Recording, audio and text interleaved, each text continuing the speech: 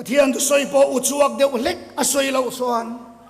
kan nu ni min thong zo talo ma ti tur alo ni a tlang deuh le ru lang a soi la hian firfiak chana chan thei thuai to don ani chuwang chuan kan ril ru lo saka tun ma te a kanau pui thin kha mi tam tak chuan pulpita Pathian mi ten thuan soi hian oi chan nan chang mai reilo te a chuan missing nun diklo na lu chil zong le siam thatur zonga Rawngbawlna hi kan mamo tol tol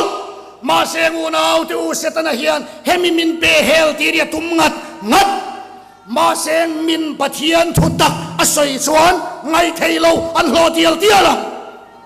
amaro chu nau tu heng kara hian tunge lalpa mi tir chu hai thei an ni lowang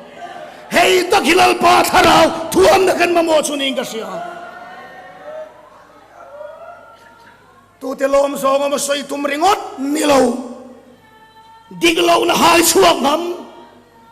kholo na le bollo na pir chuaka hai chuaka Pathian ram din tur zonga har na hian lom di kan mamo ni hei he nam hian an tlan san dai to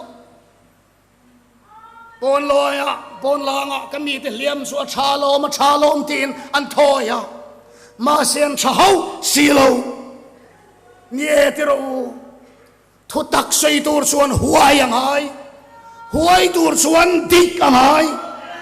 fair angai ni nun thiang lim lo chung hian huai thei mi alo chuwang chuan kiltin renga tharau thiang limina min dap chuai kan ngai a hunin ka hiang o Pathian ngun takin men chuak la mi fia ala ka ngai tuan te hiang che keima hian sual na kong reng om ngeom lo en la chatuan kong am suayang che chatuan kong a suai kan ni ma hian tharau thiang limian ti masak duan ei chin min dap chua min fia chua du thin